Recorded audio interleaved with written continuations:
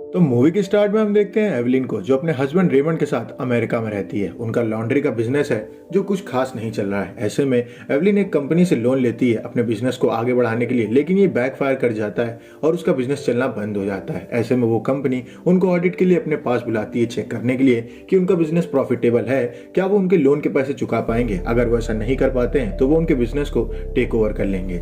ऐसे में एवलिन की बेटी जॉय दिखाई जाती है, जो कि एक लेस्बियन है और उसका बेकी नाम की लड़की के साथ अफेयर चल रहा है। एवलिन को ये सब बातें बिल्कुल पसंद नहीं आती हैं। इस वजह से वो बेकी को अपने यहाँ होने वाली न्यू ईयर पार्टी के लिए इनवाइट नहीं करती है। इस वजह से जॉय अपनी माँ से कुछ खफा खफा रहती है। अब ऐसे में हमें दिखाए जाते हैं एवलिन के फादर मिस्टर वॉन्ग, जो कि वहाँ अपनी बेटी से मिलने आए होते हैं और वो उसकी शादी के बाद आज उससे मिलने आए होते हैं। असल में उसके फादर उससे गुस्सा होते हैं क्योंकि वो नहीं चाहते थे कि एवलिन चाइना छोड़ करके बाहर जाए, पर उसने ऐसा किया होता है। अपने फादर को खुश करने के लिए एवलिन उनको ये नहीं बताती है कि उनकी नातिन बेकी एक लेस्बियन है। अब अगले दिन वो अपने फादर और हस्बैंड रेमंड को लेकर के जाती है ऑडिट के लिए, जहां लिफ्ट में एकदम से रेमंड के बातचीत बदल जाती है और वो एवलिन को देखते हुए कहता है कि तुम्हें सब कुछ याद करना होगा। इसके बाद वो उसको एक डिवाइस पहनाता है और उससे तरह तरह की बातें करने लगता है। एवलिन को लगता है ये कैसी बातें कर रहा है, तभी उसको एकदम से फ्लैशबैक आता है उसकी सभी मेमोरीज का, जिसमें उसके बचपन से लेकर अभी तक की सारी जिंदगी दिखाई देती है कि कैसे उसने रेमंड से शादी की और कैसे बचपन में वो रहा करती थी।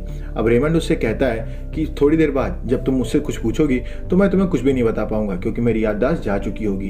इस वजह से मैं तुम्हारे हाथ में इस नोट को देख रहा हूँ। वो उसके हाथ में एक नोट दे देता है और इसके बाद दोबारा से नॉर्मल हो जाता है। अब एवलिन को समझ नहीं आता है कि ये उसके साथ क्या हुआ है। इसके बाद एवलिन ऑडिट ऑफिसर के सामने बैठ जाती है, जहाँ पे ऑडिट ऑफिसर उनके बिजनेस को चेक कर रहे होते हैं। इस बीच हम देखते हैं कि एवलिन उनकी बातों पर ध्यान ही नहीं दे रही होती है और वो उस नोट को पढ़ रही होती है जो कि उसे रेमंड ने दिया होता है। उस नोट में उसे जूते उल्टे पहनने के लिए कहा जाता है, वो ऐसा ही करती है और इसके बाद जब वो डिवाइस को ऑन करती है तो उसको एकदम रेमंड के सामने आ जाती है और ये वही रेमंड होता है जो उसे लिफ्ट मिला होता है। एवलिन देखती है कि वो ऑडिटर के सामने भी बैठी है और रेमंड के सामने भी बैठी है, लेकिन दोनों अलग अलग जगह पे हैं। उसे समझ नहीं आता है कि वो एक ही टाइम पे दो जगह पे कैसे मौजूद हो सकती है।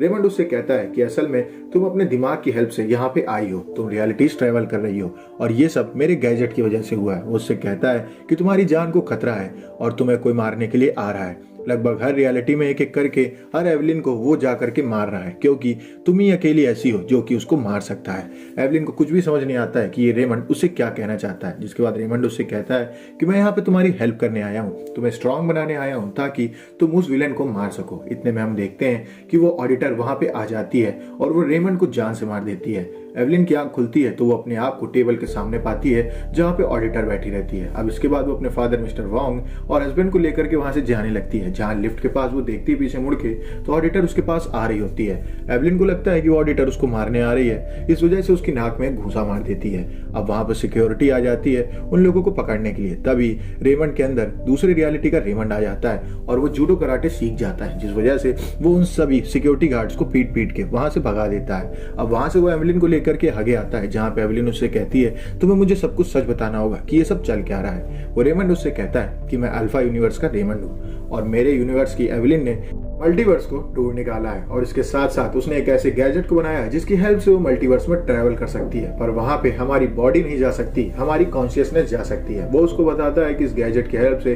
हम उस यूनिवर्स की अपनी आइडेंटिटी के अंदर जा सकते हैं और उनके स्किल्स को सीख सकते हैं, क्योंकि किसी किसी यूनिवर्स में हम स्पोर्ट्समैन है, या कहीं पे हम एक जूडो कराटे फाइटर हैं और या कहीं पे हम एक एक्टर हैं। वो उससे कहता है कि तुम्हारे पीछे कोई और नहीं, तुम्हारी बेटी पड़ी है। असल में जॉय के ऊपर अल्फा एवलिन ने कुछ प्रैक्टिकल्स किए, जिस वजह से उसका दिमाग फिर गया और वो सबसे पहले उस यूनिवर्स की एवलिन को जान से मार देती है और इसके बाद अब वो दूसरे यूनिवर्स में जाकर के वहां के एवलिन्स को जान से मार रही है। वहां खड़ा रेमंड उससे कहता है कि मैं ये चाहता हूं कि इस डिवाइस से तुम दूसरे यूनिवर्स के एवलिन से कनेक्ट करो खुद को और अपने आप को काफी स्किलफुल बनाओ, ताकि जब तुम्हारे ऊपर अटैक हो तो तुम इस यूनिवर्स में जीत के अपने आप को बचा सको। ऐसे में हमें दिखाई जाती है ऑडिटर, जो कि दूसरी रियलिटी में जॉय से मिलकर के वहां की एवलिन को जान से मार चुकी है और अब वो आ चुकी है यहाँ की एवलिन के सामने। वहां खड़ा रेमंड एवलिन से कहता है कि तुम्हें अपने आप को दूसरे रियलिटी के एवलिन से कनेक्ट करके यहाँ पे फाइटिंग करना सीखना होगा। एवलिन काफी कोशिश करती है लेकिन इससे कोई फायदा नहीं होता है और वो हर बार रिजेक्ट हो जाती है। अब अल्फा रेमंड को लगता है कि ये पूरी तरीके से बेकार है और उसको बचाना उसके लिए कोई फायदे की चीज नहीं है, इस वजह से वो उसे छोड़ के वहां से चला जाता है। अब इस यूनिवर्स का रेमंड अपनी कॉन्शियसनेस में आ जाता है और उसे समझ नहीं आता है कि आखिर ऑडिटर उन लोगों के ऊपर अटैक क्यों कर रही है। जिसके बाद वहां खड़ी एवलिन अपने हस्बैंड को लेकर के नीचे भागती है और एक आखिरी ट्राई करती है जिसमें कि वो अपने आप को कनेक्ट करने की कोशिश करती है, और वहीं दूसरी ओर उसके ऊपर ऑडिटर ऑलमोस्ट अटैक करने वाली होती है। अब एवलिन एक दूसरी एवलिन से कनेक्ट करती है जो कि अपने फादर के डिसीजन को मान चुकी होती है, जिसमें उसके फादर चाइना छोड़ने की बात से उसे मना करते हैं और वो चाइना नहीं छोड़ती है, जिस वजह से वो एक एक्टर बन जाती है और इसके साथ साथ एक जूडो फाइटर भी हो जाती है। उसकी स्किल्स को कॉपी करते हुए इस रियलिटी की एवलिन यहाँ पे खड़े ऑडिटर को बुरी तरीके से पीटती है और उसको वहीं पे गिरा देती है। अब ऑडिटर को पीटने की वजह से एवलिन को लेने वहां पे पुलिस वाले आ जाते हैं। वो उसको अरेस्ट करके वहां से ले जा रहे होते हैं कि तभी वहां पे जॉय आ जाती है। असल में एवलिन को ये पता ही नहीं होता है कि अल्फा जॉय इस यूनिवर्स की जॉय के अंदर आ चुकी है।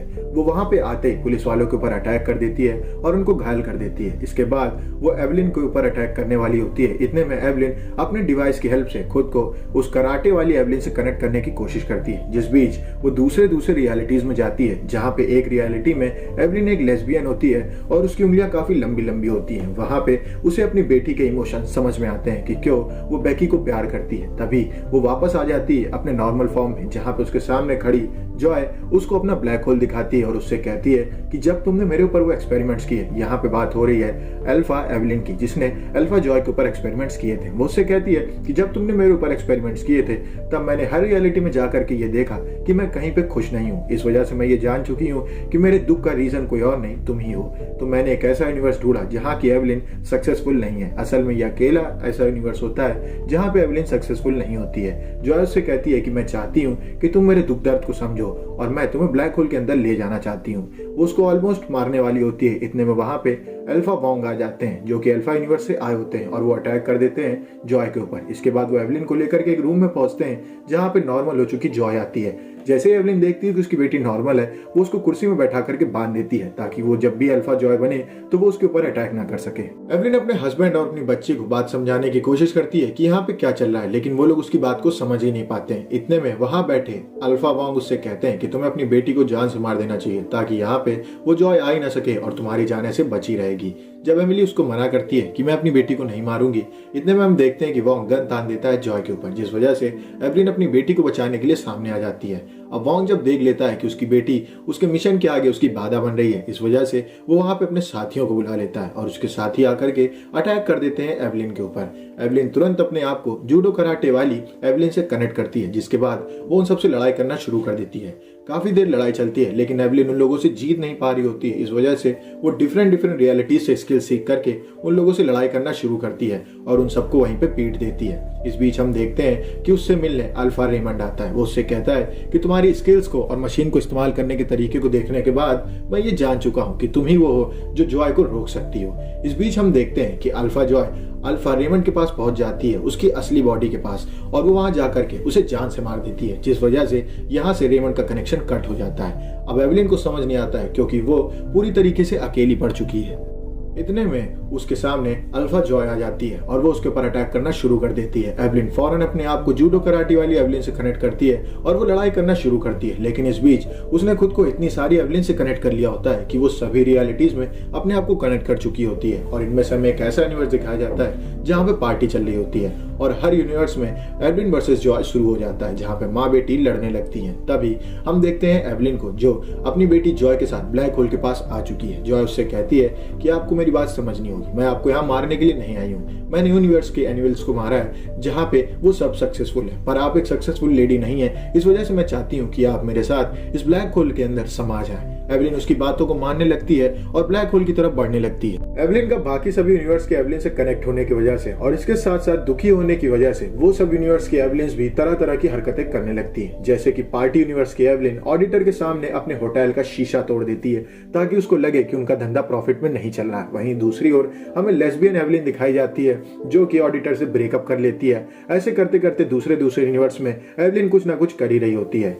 एवलिन लगभग हार मान चुकी होती है और वो ब्लैक होल के अंदर जाने वाली होती है। इतने में हमें पार्टी यूनिवर्स की एवलिन दिखाई जाती है जिसके सामने खड़ा रेमंड ऑडिटर से माफी मांगता है और उससे कुछ दिनों की मोहलत मांगता है और ऑडिटर उन्हें मोहलत देकर के वहां से चला जाता है, जिस वजह से इस यूनिवर्स के एवलिन के अंदर हिम्मत जागती है। और हमें इसके बाद दिखाया जाता है लेस्बियन यूनिवर्स जहाँ पे खड़ी एवलिन ऑडिटर को छोड़ती नहीं है और उसके पास आकर के बैठ जाती है। एवलिन देखती है कि अभी भी उसके पास उम्मीद की किरण है और वो सभी यूनिवर्स में कुछ ना कुछ अच्छा करने लगती है, जहाँ पे पार्टी यूनिवर्स में जाकर के वो जॉय को बेकी के साथ रहने की मंजूरी दे देती है और वो उनका रिलेशनशिप अपने फादर वॉन्ग के सामने भी ओपन कर देती है और वो उस बात पे काफी प्राउड होता है। हम देखते हैं कि एवलिन का हौसला धीमे धीमे मजबूत होने लगा है और वो ब्लैक होल से दूर होने लगी। वहीं दूसरी ओर जॉय के बनाए ब्लैक होल में बाकी सभी लोग घुसने लगते हैं, जिनमें से एक जॉय भी होती है।